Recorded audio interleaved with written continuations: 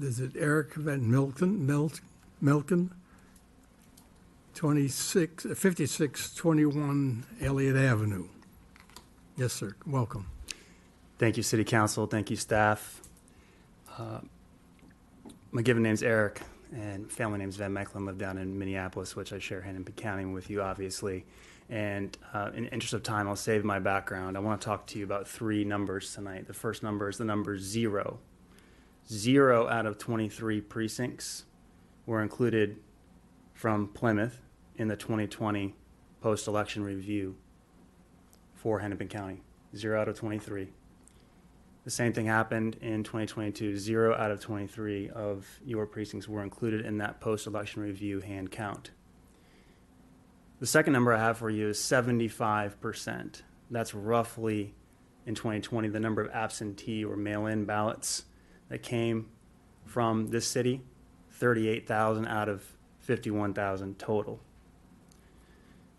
The third number I have for you is 700,000. 700,000 out of 1.9 million absentee mail-in ballots at the state level, according to the Secretary of State's data in 2020, were missing 25 days after the election and 5 days after the Minnesota State Canvassing Board certified our election.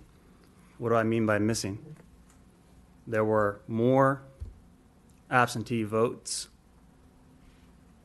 in the certified official totals than were synced up with the statewide voter registration system at that time. Not required by state statute, amazingly to me. So, according to the Secretary of State's office, that was cleaned up, cleared up after that point. I'm someone who believes that electronics and mail-in ballots, a number of countries have banned both of those, have nothing to do with our elections. However, we currently have mandates for electronic voting machines. The 93rd legislature established that. And the ballot image portion of the cast vote record has also been made non-public in the 93rd legislature. Hand counting immediately after the polls close has also now been banned by the 94th legislature here in 2024. That's where the post-election review becomes very interesting. By statute, only 3% as a minimum of precincts within each county are chosen by random lot for that post-election review hand count. As I said, 0 out of 23 in Plymouth in both 2020 and 2023. But that's the minimum standard. So the opportunity that's available for you as a council, and this deserves a greater, longer discussion, a workshop, possibly a presentation if you're interested in this topic, is to say we want more of our precincts to be included, more than 0 going forward. What would that look like?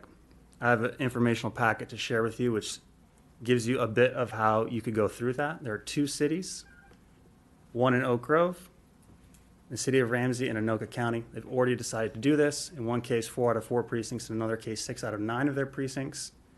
And they want to not only do the top 3 races, but go down the ballot to look at those races that otherwise would not be audited. So I want to leave you with that.